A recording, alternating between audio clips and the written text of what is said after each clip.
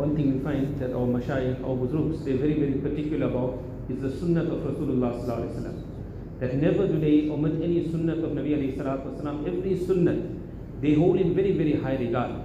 Our shaykh in the Darul Uloom, where he normally sits in the morning and he makes dhikr. So the students that come, they enter the masjid. So sometimes we forget also, students also forget, but some of them are conscious.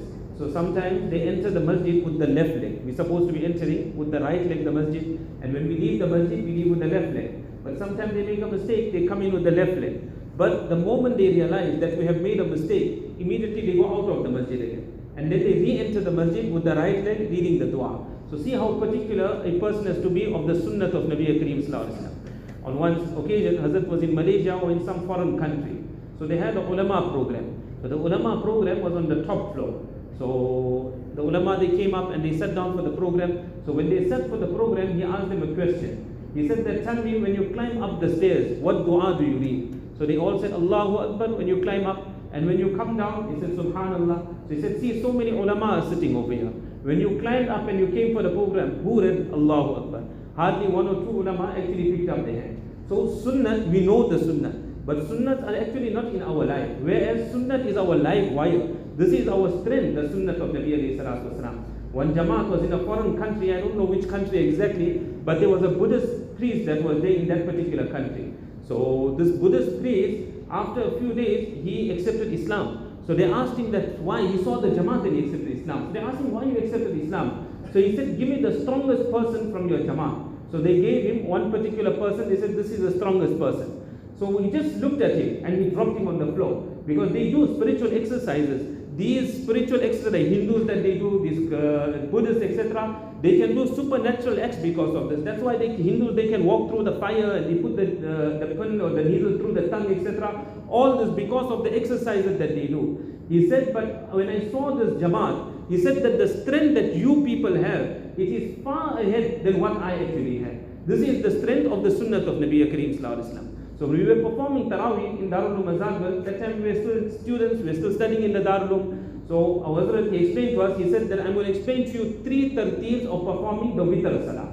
And then he said that I want you to act on these 3 tarteebs. So he said for 2 days, every week, I want you to recite Sabbih Hisma in the first rakat, Qul Ya Ayyuhal Kafirun in the second rakat, and Surah Ikhlas in the third rakat. This is the one tarteeb, this is the sunnah of Nabi Kareem sallallahu alaihi wasallam.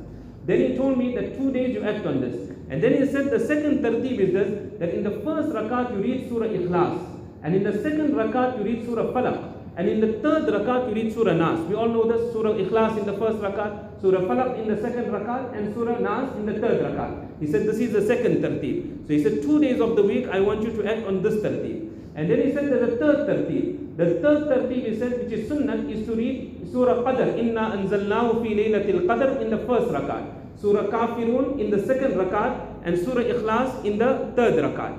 So these are the 3 tarteebs. There's more than this also, but these are the 3. He told me 2 days I want you to act on this. And 1 day of the week, whatever you want to read, you must read whatever you want to read.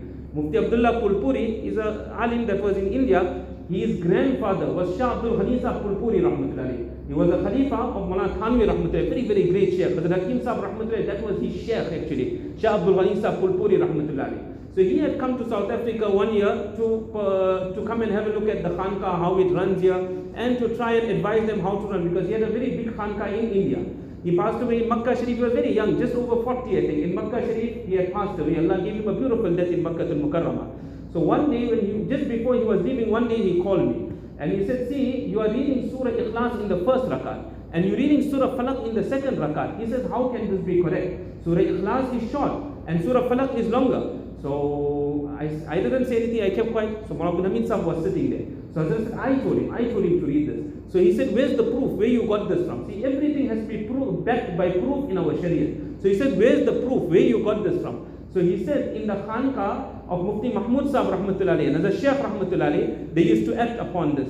So later on it was found in the Kitab of Hadith, in the Kitab Tahawi Sharif, this was found over there, that this is the tartib that is correct. So then he went to Mufti Motara Saheb, who is the senior Mufti of Darul Mazarbal, and he asked him a question. He said that if the first rakat is shorter and the second rakat is longer, is this correct? So Mufti Motara Saheb said that the second rakat, up to 3 ayats, up to 3 verses, if it is more, it is fine. But the moment your second rakat is longer by 3 verses, more than 3 verses, immediately the salah becomes makruh. So then he said that, anyway, is this correct that they are reading Surah Ikhlas in the first rakat, Surah Falaq in the second rakat, and Surah Nas in the third rakat? So Mufti Saheb said, I also don't know, but I will find out.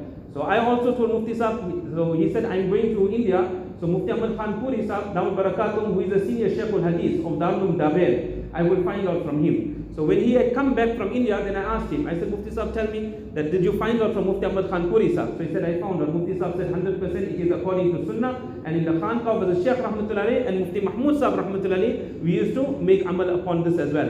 And then later on, it was found in Tahawi Sharif. One more masla before we finish off, that many a times it happens when the Imam is performing the Witr Salah. This normally happens on the first night of Ramadan or in the second night of Ramadan, because they still new. So sometimes the Imam, instead of saying Allahu Akbar for making the takbir to read the qunut, he goes into ruku. Now when the Imam goes into ruku, the musallis that are behind, they know that it's a mistake. He's supposed to be reading qunut, but now he has gone into ruku. So what we all do, we say Allahu Akbar. We want the Imam to come up. The Imam cannot come up.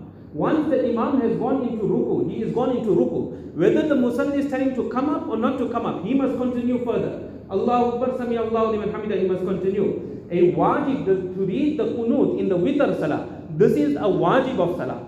And a wajib that has been omitted unintentionally, that is rectified by sajda sahu in the end. And if a wajib is omitted intentionally, then even sajda sahu cannot correct it in the end. You have to repeat the namaz all over again. So when it is missed out unintentionally, he went into ruku, he must continue with his salah, and in the end he must make sajda sahu and he must complete his salah. Yes, the fuqaha have written that those people that are standing behind the Imam, they can see the movement of the Imam. So they can gauge that the Imam is making a mistake, he's going to go into ruku. So before he goes into ruku, those that are immediately behind him, they must say Allahu Akbar.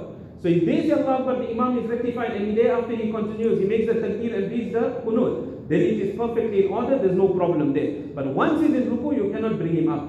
And if a person, many new Muslims, they don't know the qunut. So if a person doesn't know the qunut, he can even read Allahumma firli. Or a person can read Rabbana atina fid dunya hasana. Or Muslim who doesn't know the qunut, but he must make an effort to learn the qunut. There are different qunut. The qunut that we learn is from Abdullah bin Mas'ud radiallahu ta'ala. The qunut that the Shafis read, that is from Abdullah bin Abbas radiallahu ta'ala. So there are different qunuts, but the qunut that we read, the Hanafis, this is the qunut that came from Abdullah bin Mas'ud radiallahu ta'ala. Allah ta'ala give us tawfiq.